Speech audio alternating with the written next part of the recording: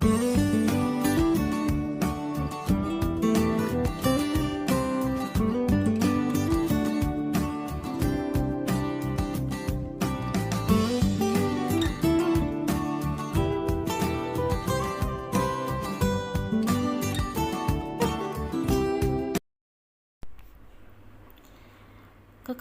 Riana dan Bram semakin memuncak. Sudah 2 minggu ini, ayah tak ada kabar. Bukan hanya ayah saja, namun ada 4 anggota TNI lagi yang kehilangan kontak semenjak penembakan KKB di pegunungan. Dan status kelima TNI itu masih dalam pencarian oleh tim aparat dan petugas. Bram tak sabar lagi ingin segera berangkat ke Papua untuk mengetahui langsung tentang kondisi anaknya. Namun, Riana berusaha mencegah suaminya untuk pergi karena keadaan di sana masih begitu genting. Riana sudah pasrah dan menyerahkan segalanya pada Allah, meski ia merasakan ketakutan yang luar biasa. Mas, bersabarlah. Insya Allah, ayah kita dalam keadaan baik-baik saja. Tak ada yang bisa kita perbuat selain berserah diri, Mas. Saat ini, para petugas dan tim aparat masih berusaha mencari keberadaan mereka, ucap Riana mencoba menghibur hati suaminya. Riana memeluk suaminya dan mengusap punggung Bram dengan lembut. Kelembutan Riana mampu menenangkan Bram yang tadinya sangat gelisah dan bersedih. Pundak Riana terasa basah karena Bram sedang menangis. Mas, kita harus mempersiapkan diri, menerima kemungkinan, walaupun apapun yang akan terjadi. Jika memang kita harus kehilangan anak sulung kita, setidaknya kita bangga karena memiliki anak yang soleh seperti ayah. Ia juga pergi karena sedang berjihad dalam tugas membela negaranya. Ingat sayang, kita semua adalah titipan. Jika pemiliknya harus mengambil ciptaannya, maka kita bisa apa? Kita harus kuat, Mas, ucap Riana berbisik kecil di telinga suaminya. Padahal Riana juga lebih merasakan berkali lipat kesedihan dan kekhawatirannya daripada suaminya.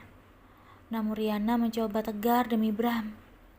Jika mereka berdua lemah dan larut dalam kesedihan, maka tak ada yang bisa menopang salah satu dari keduanya. Itulah sebabnya, sebagai pasangan, salah satunya harus ada yang mengalah dan lebih kuat agar bisa saling mendukung. Abi Sidik beserta keluarga yang lainnya datang beramai-ramai ke rumah Riana guna menghibur keluarga Bram. Mereka semua ikut bersedih atas musibah yang menimpa ayah. Dengan berdoa bersama, mereka semua meminta pada Sang Pencipta dengan khusyuk agar ayah dan para TNI lainnya yang sedang bertugas baik-baik saja. Tak lama usai berdoa, sekitar 20 menit, televisi pun langsung menyiarkan bahwa 3 TNI sudah ditemukan dalam keadaan selamat dan tak terluka sedikit pun. Salah satu dari ketiga TNI itu adalah ayah. Namun, 2 orang TNI sudah gugur di medan perang karena kehabisan darah akibat tertembak oleh KKB. Mendengar berita itu, kedua orang tua ayah beserta keluarganya sujud syukur bercampur haru. Bram memeluk istrinya dengan sesegukan. Begitu juga dengan Riana yang tak bisa lagi membendung air matanya.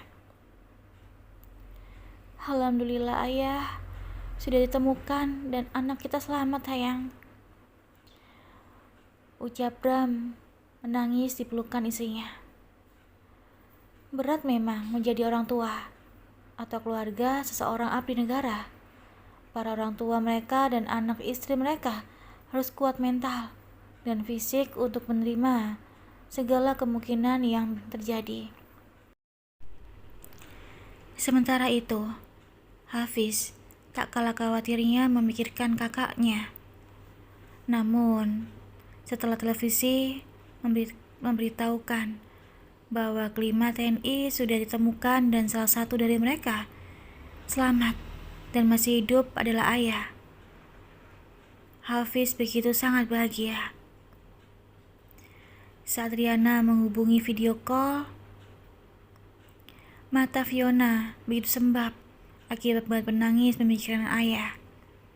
Fiona begitu bersedih dan terluka saat ayah tak ada kabar selama 2 minggu ini. Bahkan Fiona jatuh sakit dan tak masuk kuliah selama seminggu terakhir. Meski ayah sudah ditemukan, namun ayah belum bisa kembali ke Jakarta karena misi mereka belum usai. Di Papua masih keadaan di sana aman, terkendali dan kondusif. Tak mengapa bagi kedua orang tua ayah, yang terpenting Riana dan Bram tahu bahwa putranya masih hidup dan baik-baik saja. Umi, Abi, maafkan ayah yang baru sekarang bisa menghubungi Umi, ucap ayah di seberang sana. Sayang, Abi dan Umi sangat mengerti. Abi dan Umi sangat bangga padamu, nak. Puji Bram mencoba menahan air matanya. Jika dulu Bram sangat sulit untuk menangis, namun setelah Bram merasakan berpisah dari kedua putranya, Bram begitu sensitif dan terlihat cengeng. Terima kasih Abi, Umi. Dukungan dan doa dari kalianlah yang bisa membuat ayah seperti ini. Allah masih melindungi ayah karena doa dari Umi dan Abi, ucap ayah menitikkan air mata. Ingin rasanya setelah berjuang seperti ini, ayah langsung memeluk Umi dan Abinya. Namun jaraklah yang membuat ayah tak bisa merasakan sentuhan kulit kedua orang tuanya. Tak lupa, ayah menghubungi Fiona juga. Fiona yang sangat merindukan kakak sepupunya, menangis sejadi-jadinya, bercampur bahagia. Fiona, sudahlah dek, jangan menangis lagi. Abang baik-baik saja. Apa abang kehilangan langsung pipi saat tersenyum? Artinya, abang masih utuh, ucap ayah tersenyum, sembari menunjukkan langsung pipinya. Walaupun kulit ayah saat ini agak terlihat gelap, namun ayah semakin terlihat manis. Abang ini, Fiona lagi bersedih, malah digoda, ucap Fiona manja. Ayah hanya tersenyum melihat kekesalan Fiona. Usai menghubungi Fiona, ayah pun menghubungi Riana dan Rizka. Kak, syukurlah kakak baik-baik saja, ucap Riana menitikkan air mata. Dek, bagaimana kabar kalian berdua di sana? Tanya ayah. Kami baik-baik saja kak, ucap Riana dan Rizka secara bersamaan. Rizka dan ayah sebenarnya seumuran, hanya bulan saja yang membedakan usia mereka. Ayah lahir di bulan Maret, sementara Rizka lahir di bulan April. Namun, tahun kelahiran mereka sama. Setelah mengetahui ayah baik-baik saja, Fiona pun mulai masuk kampus. Seminggu ini ia benar-benar ketinggalan materi mata kuliahnya. Apa keadaanmu sudah membaik, Vio? Tanya lelaki yang diketahui dekan di jurusan ekonomi. Alhamdulillah baik pak, ucap Fiona tetap dalam keadaan menunduk. Baiklah Vio, tak mengapa kamu menyebutku dengan sebutan bapak di area kampus. Namun jika aku bertemu denganmu di luar kampus, aku berharap padamu untuk menyebutku namaku saja, tanpa embel pak di depannya, ucap dekan tersebut berlalu pergi. Bagaimana caranya Vio memanggil nama dekan tersebut, sementara wajahnya saja Fiona tidak pernah melihatnya? Karena merasa penasaran, Fiona pun masuk dalam ruangan yang seluruh dosen dan para dekan kampus.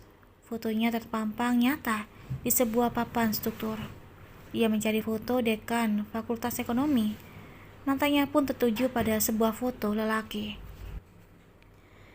yang masih muda dan tampan, yang bernama Irwana Syahid. Saat Fiona mendongakkan wajahnya ke tembok, memastikan bahwa yang ia cari adalah Pak Irwan. Fiona tiba-tiba dikejutkan dengan suara dari belakangnya. "Mengapa kamu lebih memilih melihat wajah di foto ketimbang aslinya?" ucap Pak Irwan mengagetkan Fiona. Seketika Fiona kembali menundukkan kepala karena malu. Fiona tak menghiraukan Irwan dan malah melangkah pergi menuju kelasnya. Irwan yang melihat tingkah Fiona merasa lucu dan tersenyum lebar. "Vio, kamu dari mana saja? Dari tadi aku mencarimu," ucap Rani, teman baru Fiona. Mereka berdua pun ke kantin untuk mengisi perut. Sempat terdengar oleh telinga Fiona dan beberapa mahasiswi yang membicarakan Pak Irwan. Pak Irwan digadang-gadang dekan termuda, sekaligus paling tampan di kampus. Saat Fiona menunggu papinya menjemput ke kampus, Pak Irwan datang menawarkan diri untuk mengantarkan Fiona. Tak ada niat di hati Fiona untuk melihat wajah Pak Irwan. Ia benar-benar tak sengaja. Pandangannya tertuju pada Pak Dekan. Setelah melihat dengan jelas, Fiona mengakui jika dekan tersebut memanglah tampan. Namun bagi Fiona, tetaplah ayah yang paling tampan dan terbaik di matanya. "Tak masalah jika kamu menolak, Vio. Terima kasih telah sudi menatapku," ucap Irwan menutup jendela kaca mobilnya dan melaju. "Vio, dar," ucap Rani mengagetkan Fiona sambil menepuk pundak Fiona. "Rani, aku bisa jantungan tahu," ucap Fiona kesal. Maaf. Ngomong-ngomong, dekan tampan itu teman atau keluargamu?" tanya Rani penasaran. "Tahu ah," ucap Fiona malas karena terlanjur kesal pada Rani. Cie, jangan-jangan dekan taman itu naksir kamu, Vio." "Wah, beruntung banget kamu, Vio," ucap Rani kesenangan. Rani yang cerewet dan jahat membuat Fiona malas meladeninya. Meski Fiona bersikap cuek, namun Rani tetap akrab dengan Fiona. Karena menurut Rani, Fiona adalah orang yang pertama yang mau membantu, sekaligus memberi dukungan pada saat Rani dalam keadaan sangat terpuruk kala itu. "Pulang dulu ya, Ran." "Dah," ucap Fiona meninggalkan Rani. Wajah Farid tersenyum melihat anak gadisnya sudah mempunyai teman. "Gimana kuliahmu, Nak?" tanya Farid. "Alhamdulillah, lancar-lancar aja, Pi," ucap Fiona tersenyum. "Kamu sudah tahu belum, Nak? Abangmu Ayah akan pulang besok dari Papua. Dan kabar baiknya lagi, Ayah akan datang bersama kedua saudaramu, Riana dan Rizka," ucap Farid. "Alhamdulillah, Masya Allah, beneran ya, Pi?" ucap Fiona begitu bahagia. Farid hanya mengangguk. Saking bahagianya, Fiona langsung memeluk papinya saat sedang menyetir. Fiona merasanya tak sabar menunggu hari itu tiba nantinya. Kedatangan Rizka dan Diana dirahasiakan oleh Farid dengan keluarga besarnya.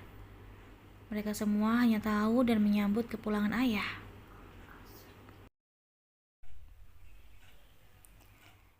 Riana begitu bahagia bisa bertemu langsung dengan ayah dan keluarga besarnya. Saking rindunya ingin bertemu, Nenek Ija menginginkan semua cucunya menginap di rumahnya.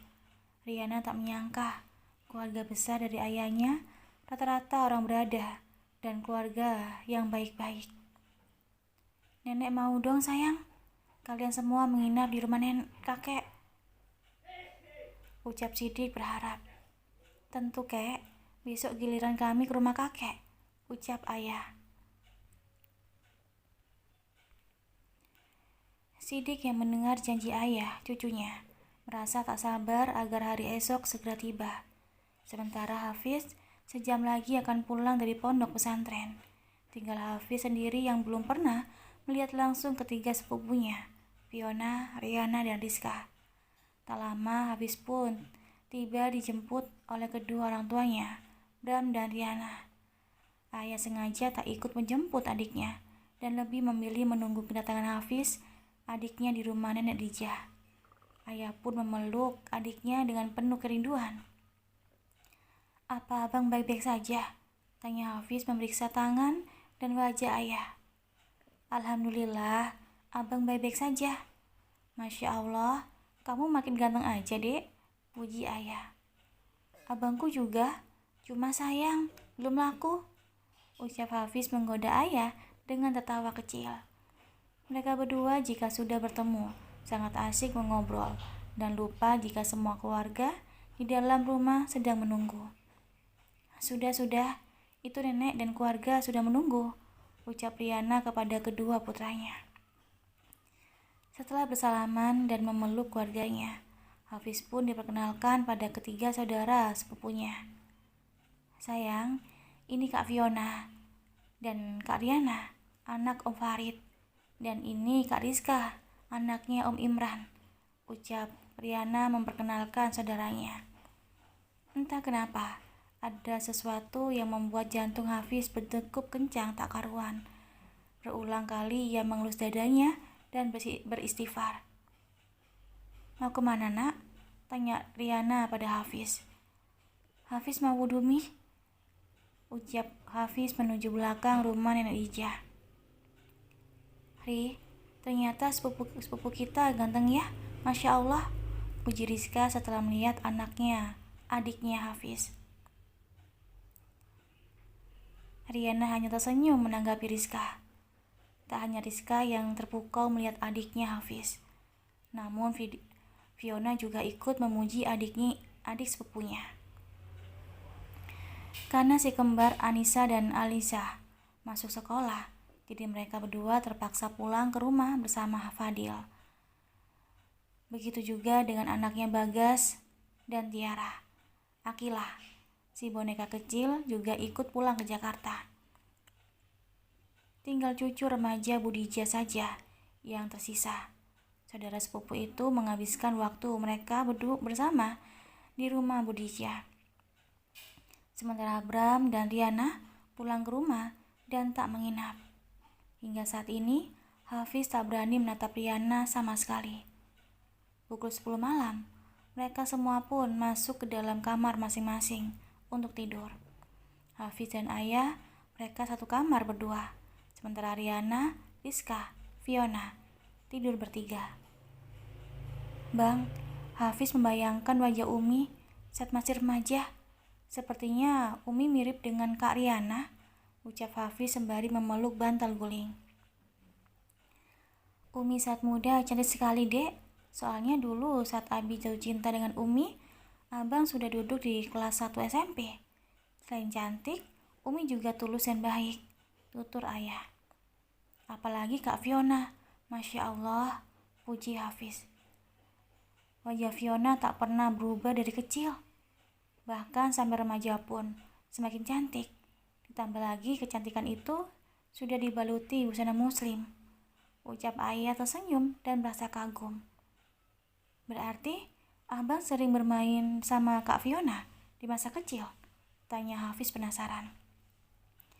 "Abang sering bermain dengannya dulu dan kami sangat akrab. Kamu tahu, Dek, Riana dan Fiona keduanya wanita yang luar biasa," ucap ayah mengagumi saudaranya. "Abang benar, terlihat dari wajah keduanya," ucap Hafiz mengiyakan pujian abangnya ayah. Mereka berdua pun perlahan memejamkan mata dan tertidur. Sementara itu, Riana dan Fiona masih betah asyik bercerita tentang perjalanan hijrahnya, memutuskan menggunakan hijab. Sedangkan Rizka sedari tadi sudah terlelap. Semoga Riana bisa menyusul seperti Kak Fiona, bisa menutup aurat.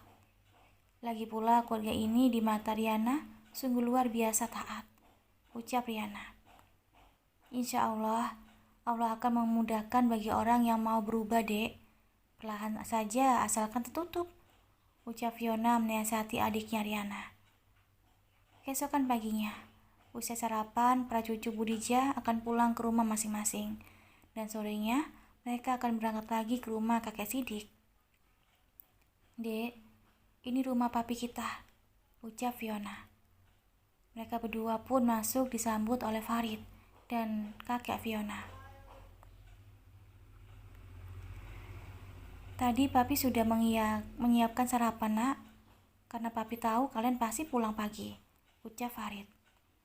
"Sebelum pulang kami sudah sarapan, tadi Pi di rumah nenek," ucap Fiona. "Riana masih lapar, yuk Pi, kita makan lagi," ucap Riana untuk yang pertama kalinya memanggil Farid dengan sebutan papi, sama seperti Fiona. Riana sebenarnya sudah kenyang, namun untuk menghargai papinya yang berusaha memasak untuk mereka, akhirnya Riana dan Fiona sarapan bersama lagi. "Masakan papi luar biasa enak," puji Riana berusaha menghabiskan makanannya. "Terima kasih sayang," ucap Farid bahagia. Farid seolah tak ingin waktu itu cepat berlalu. Farid teramat sangat senang dan bersyukur bisa hidup bersama keluarga dengan kedua putrinya. Fiona pun memberitahu jika nanti sore mereka akan menginap di rumah kakek Sidik. Farid pun memberikan izin kepada kedua putrinya, walau sebenarnya Farid harus kesepian lagi malam ini. Sementara itu, Rizka dan bapaknya Imran mengobrol berdua dari hati ke hati di dalam toko. Karena masih pagi, jadi para pembeli masih sepi. "Pak, maafkan Rizka, kala itu tak pernah mengakui bapak," ucap Rizka menangis.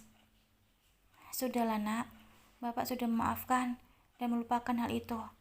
Bapak paham jika kala itu kamu bersikap demikian," ucap Imran mengusap lembut rambut putrinya. Rizka pun dengan pelan melihat kaki palsu Imran. Rizka menangis sejadi-jadinya. Karena dulunya Rizka pernah menghina bapaknya sendiri. "Bapak, maafkan Rizka, Pak, maafkan," ucap Rizka kembali tak kuasa mengingat kelakuannya. Imran memeluk anaknya dan juga ikut menangis. "Kamu tahu nak, bapak sangat merindukanmu dan juga Rizky." "Sayang, di mana abangmu?" tanya Imran. Rizka pun menceritakan yang sebenarnya pada Imran. Rizky saat ini sedang berada di panti rehabilitasi narkoba. Rizky seperti orang gila karena sakau akibat obat-obatan terlarang. Hidup Rizky hancur karena kehidupannya bebas tanpa larangan dari siapapun. Rizka menceritakan bahwa Yuli ibunya membebaskan apapun yang dilakukan oleh Rizka dan Rizky. Yuli bahkan tak peduli dengan pergaulan mereka berdua. Jika kedua anaknya meminta kemewahan, Yuli pasti mengabulkannya, meski dengan jalan yang haram. Dan Rizka mengaku jika dirinya sempat terjerumus ke dalam dunia malam, sama seperti ibunya menjadi kupu-kupu malam di usia muda. Karena seringnya hidup bergelimang harta, pada saat Yuli tak lagi mendapatkan pundi uang yang banyak, disitulah Rizka mulai berpikir untuk menjual kesuciannya dengan seorang bapak tua, Jamal, dan suami dari Ramilah yang menjadi calo buatnya. Padahal Jamal adalah omnya sendiri. Namun Jamal begitu tega menjual keponakannya, bahkan sangat mendukung Rizka. Rizka berani bayar 50 juta oleh bapak itu. Karena ketagihan dengan kemewahan, Rizka tak berhenti sampai di situ dan malah bersaing ketat dengan ibunya sendiri dalam menjajakan tubuhnya kepada lelaki hidung belang. Imran yang mendengar cerita anaknya ingin sekali berteriak. Imran menarik rambutnya dengan kasar lalu menangis sejadi-jadinya. Imran merasakan sakit yang luar biasa, bahkan sakitnya melebihi tusuk benda tajam pada jantungnya. "Pak, maafkan Rizka, Pak, maafkan," ucap Rizka memohon dan memeluk Imran. "Ya Allah, Izinkan azab atas apa yang kuperbuat di masa lalu pada ibu.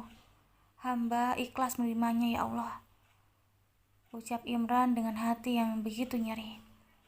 Imran terpaksa menutup tokonya karena suasana hatinya saat ini begitu sakit. Lalu di mana ibumu sekarang, Nak? Tanya Imran ingin tahu. Ibu diusir oleh masyarakat karena ibu diketahui mengidap penyakit HIV/AIDS, Pak. Dan sampai saat ini Rizka tak tahu di mana keberadaannya, ucap Rizka menangis. Berulang kali Imran memegang dada dan mengucapkan istighfar agar tak terdengar oleh siapapun. Imran mengambil roti tawar lalu memasukkannya ke dalam mulut. Setelah itu Imran berteriak dengan keras. Kepalanya hampir pecah mendengar cerita Rizka anaknya. Dengan sigap, Rizka memasukkan tangannya ke dalam mulut bapaknya dan mengeluarkan roti itu. Kemudian Rizka memeluk erat Imran agar tenang. Mendengar suara tangisan, Budija pun masuk ke dalam toko. Budija terkejut mendapati Imran anaknya menangis. Nak, berwudulah. Jangan biarkan setan merasuki jiwamu. Tenanglah, ucap Budija mengusap lembut punggung anaknya. Seketika Imran pun tenang dan segera mengambil air wudhu. Sore pun tiba. Mobil jemputan ayah pun menunggu di rumah Nenek Dija. Maaf ya Kak, Rizka tak bisa ikut. Sampaikan maaf Rizka pada kakek Sidik, ucap Rizka. Suasana hati Rizka hari ini tak menentu dan ingin menghabiskan waktu bersama bapaknya. Apalagi Rizka baru bertemu dengan Imran. Gak apa-apa dek, ucap ayah tersenyum. Akhirnya mereka pun berangkat berempat. Kali ini, ayah yang menjadi supir untuk ketiga adiknya, tanpa menggunakan supir pribadi. Kamu cantik, dek, ucap ayah melirik Riana dari kaca spion mobilnya. Penampilan Riana saat ini memang terlihat sangat anggun dan cantik dengan balutan hijab di atas kepalanya. Riana tersipu malu mendengar pujian kakaknya. Sementara Hafiz tersenyum penuh dengan tanda tanya.